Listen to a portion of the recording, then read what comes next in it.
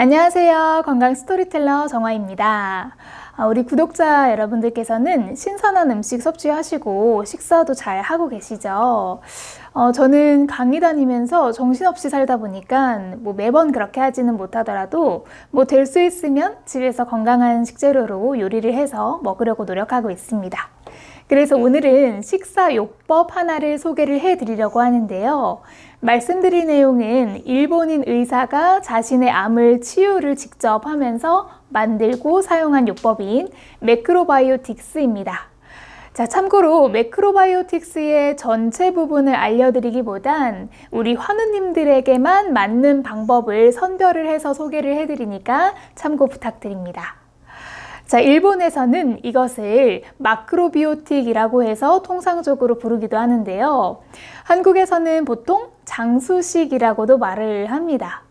이 식생활법은 일본인 의사 사겐 이시주쿠가 자신의 암을 치료해가면서 기록한 내용을 바탕으로 만들어졌는데요. 사실 이 의사는 1800년대 중반부터 1900년대 초반에 활동했던 의사로 그 역사가 무려 약 100년을 넘는 아주 오래된 치료요법입니다.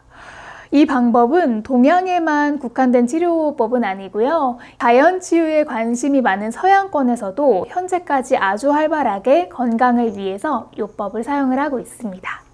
몸과 환경은 하나다라는 동양의 자연 사상과 음양 원리의 뿌리를 두고 있어서 무가공, 유기농, 몸에 좋은 통음식 먹기를 권장을 하고 가공식품과 설탕 첨가 식품은 철저히 피하면서 이 곡류와 채식을 중심으로 식사를 하는 요법인데요. 우리가 일반적으로 하는 유기농 건강법은 식재료가 어떻게 만들어져 있는가 여기에 초점을 두고 있다면 매크로바이오틱스 건강법은 그 음식들이 몸에 들어갔을 때 어떤 작용으로 시너지 효과를 낼 수 있는가에 초점을 두고 있기 때문에 유기농 건강법보다는 저렴한 비용으로 영양소 섭취를 할 수 있다라는 장점을 가지고 있습니다.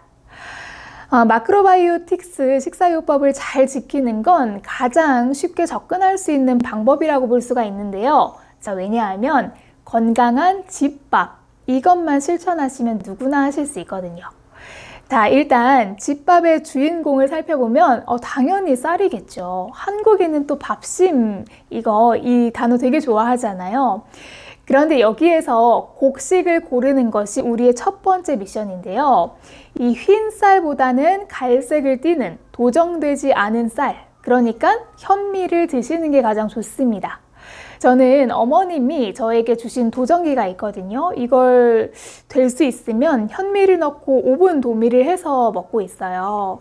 어머니는 그 나락을 넣고 현미를 만들어 드셨었고 저도 현미를 먹으려고 했는데 저희 남편은 이 현미를 먹으면 소화가 힘들어서 아랫배가 아프다고 이 백미를 자꾸 해달라고 맨날 찡찡거리는 거예요. 그래서 어쩔 수 없이 이 현미와 백미의 중간 정도에 해당하는 오븐도미를 합의해서 현재는 먹고 있습니다. 처음에는 좀 부드러운 식감이 아니다 보니까 소화가 잘 안 되는 느낌은 있는데 씹다 보면 특유의 고소한 맛도 느껴지고 밥을 또 오래 먹게 되더라고요. 자, 그래서 현미를 드셔주시는 게 좋고요. 자, 그런데 맨밥만 먹을 수 없잖아요. 자, 반찬으로 한번 가볼게요. 자, 이 현미밥에 콩, 된장국, 미역과 같은 해초, 그리고 야채가 주된 식재료로 사용이 됩니다. 이런 재료들을 사용을 해서 만들어진 음식을 섭취를 해주시면 되는데요. 자, 이 작은 식습관만 갖추셔도 적은 양의 지방과 다량의 섬유질, 그리고 채소의 섭취량이 많아집니다. 자, 그리고 나트륨보다는 칼륨의 섭취가 많아지고요. 몸이 산성 체질이 아닌 알칼리성 체질로 변화를 할 수가 있습니다. 또한 콩이랑 그리고 해초에 포함된 이 항암 물질을 또 자연스럽게 섭취를 할 수 있는 방법도 되겠죠. 또한 콩 그리고 해초에 포함된 항암 물질 또한 우리가 자연스럽게 섭취하실 수도 있습니다. 또 결국 몸속에 독소가 제거가 되면서 많은 긍정적인 변화를 기대하실 수 있는 식단입니다. 자, 이에 반해서 매크로바이오틱스에 위배되는 음식들도 있다고 하는데요. 자, 우리 환우님들이라면 이 식이요법을 하실 때 피해야 하는 음식들입니다. 붉은색 육고기, 그리고 하얀 설탕, 그리고 얼마 전에 제가 절대 드시지 말라고 이렇게 소개를 해드렸던 식품이죠. 바로 우유가 해당이 되는데요. 매크로바이오틱스에서 밥, 반찬의 이 원재료도 중요하지만 또 이것의 또 시너지를 높이기 위해서 신경 쓰셔야 할 것. 자, 이번에는 조미료로 한번 말씀을 드려볼게요. 자, 한국인들이 가장 많이 사용하는 조미료는 무엇일까요?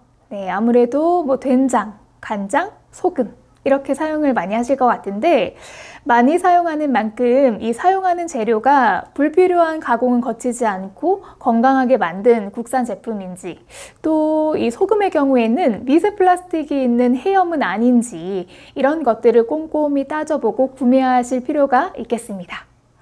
자, 그 이외에도 매크로바이오틱스 식사요법에서 단맛이 만약에 필요하다면 설탕 대신 조청, 꿀, 또 메이플 시럽의 감미료를 사용하라는 내용이 있었는데요. 저는 사실 이 부분에 대해서는 그렇게 추천을 드리진 않습니다. 왜냐하면 단맛은 치병중이시라면 당연히 피하시는 게 좋거든요. 그래서 이런 부분들 분별해서 습득을 하시는 게 좋을 것 같고요. 자, 그 다음 한국인은 국을 참 좋아하죠. 자, 국물 요리를 하실 때에는 화학 조미료나 갓소부시 같은 것은 사용하지 않고 다시마나 표고버섯을 사용해서 국물을 내는 방법을 사용을 합니다. 저는 왜 갓소부시를 쓰지 말라는 건가 이게 좀 궁금한 거예요. 그래서 이 갓소부시를 만드는 방식을 알아봤는데 이 방식이 훈제 건조 어육 가공 방식을 사용을 하더라고요. 이 훈연을 계속해서 반복을 하고 이 제조 공정을 그렇게 거치면 벤조피렌과 같은 발암 물질이 발생을 하고 이런 게 인체에도 축적되면 암과 돌연변이를 일으킬 수 있습니다. 그래서 국물 요리 하실 때에는 또 천연 다시마나 표고버섯을 사용해 주시는 게 좋고요. 또 위에서 말씀드렸다시피 이 육류나 유제품은 이용하지 않지만 계란은 회복기 환자에게 사용할 수 있는 매크로바이오틱스 요법 중에 하나입니다. 자, 여기서 우리가 추가적으로 알아야 할 내용은 계란도 항생제를 사용하지 않는 계란을 이용해야 한다라는 점인데요. 자, 왜냐하면 이 요법이 굉장히 옛날에 만들어졌잖아요. 그 당시에는 항생제를 사용한 계란이 당연히 있었을 리가 없죠. 그래서 이런 점들을 수정하면서 받아들이실 필요가 있을 것 같습니다. 네, 추가로 매크로바이오틱스 식사요법에서 추천되는 방법 중에 이 채소를 먹을 때 채소의 뿌리까지 남김없이 먹는 요법이 또 들어가 있어요. 자, 그런데 일부 전문가들은요, 채소의 뿌리에는 항산화 물질도 물론 있지만 문제는 이 흙 속에서 뿌리가 자라잖아요. 그만큼 아무리 씻어낸다고 하더라도 세균이 다른 조직에 비해서 뿌리에 많기 때문에 이 면역력이 약한 분들은 세균 감염의 위험이 높아서 피하는 것이 좋다고 합니다. 그래서 매크로바이오틱스의 모든 방법을 다 수용해서 따라한다기보단 우리 환우님들께 필요한 부분들만 흡수하시는 게 가장 현명한 방법일 것 같습니다. 자, 어떻게 보면 우리가 자연치유라고 하면서 건강을 챙기는 방법과 많은 차이가 있지는 않은 것 같아요. 하지만 이렇게 매크로바이오틱스나 이렇게 장수식이라고 명칭이 붙어서 건강치료요법으로 분류가 되는 걸 보면 이를 실천하기가 사실상 얼마나 어려운지 실감을 할 수 있었습니다. 가끔 전화통화를 하다 보면 이런 분들이 계세요. 어떤 분들은 이 항암의 유무를 떠나서 굉장히 철저하게 평상시에 관리를 잘 하시면서 또 나아지시고 또 얼마 전에 통화하신 분은요, 4기암 선고를 받으시고 5년 정도 항암도 하지 않은 분이 계셨거든요. 이 병원에서 수술이 불가하니까 어차피 항암 치료밖에 없다라고 해서 이 처음에 잠깐 항암 치료를 하시다가 이러다가 죽겠구나 싶어서 금방 그만두셨다고 하시는데 지금도 항암 치료 없이 건강하다고 하시더라고요. 그래서 저도 우리 어머님 생각도 나고 해서 이 비결이 뭐예요? 라고 여쭤봤더니 하시는 말씀이 그냥 식습관이랑 운동 뭐 꾸준히 하고 그 외에 뭐 커피 관장, 뭐 MSM 잘 먹고 비타민 요법하고 뭐 비타민 주사 뭐 이것저것 안 해본 게 없으시대요. 그래서 어떤 건 나하고 맞는 게 있었고 또 어떤 건 맞지 않은 것도 있어서 지금은 나한테 좋았다고 느껴지는 것만 하고 지내니까 그냥 여기까지 온 것 같아요 라고 아주 대수롭지 않게 말씀을 하시는 거예요.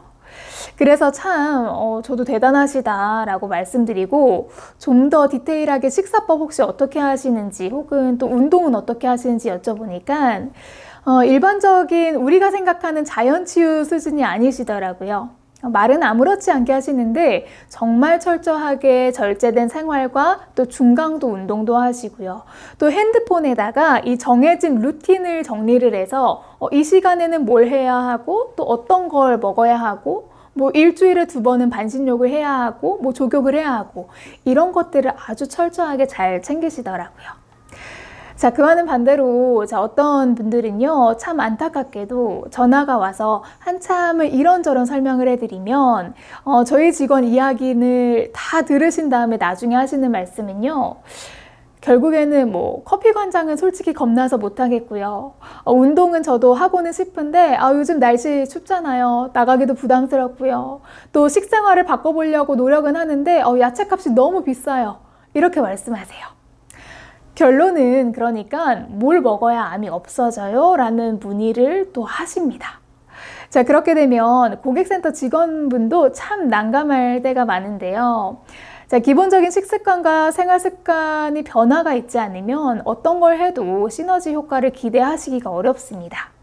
자, 혹시나 그게 잘 맞아서 치병에 굉장한 도움이 된다고 하더라도 결국엔 또 얼마 지나지 않아서 재발하는 경우도 빈번하더라고요. 그래서 항상 위에서 언급해드린 매크로바이오틱스 요법이나 중강도 운동과 같은 내용을 한번 따라 해보시고 자신에게 맞는 올바른 방법을 찾는 것이 최우선이 되어야 하지 않나라는 생각을 해봤습니다. 자, 모든 치유 방식은 모든 사람에게 천편일률적으로 적용되는 방식은 아니잖아요. 그래서 꼭 우리 구독자 여러분들께서는 조금 더 활동적이고 또 적극적인 치유 방식을 이용을 해서 의미 있는 효과를 꼭 보시길 진심으로 기원합니다. 저도 위에 말씀드렸던 그분처럼 철저하게 자기 관리를 잘 할 수 있는 사람이 될 수 있도록 노력하겠습니다. 자, 오늘 식사법에 대해서 소개를 해드렸고요. 자, 그럼 오늘 컨텐츠는 이렇게 마무리하도록 하겠습니다. 시청해주셔서 감사합니다. 항상 건강하세요.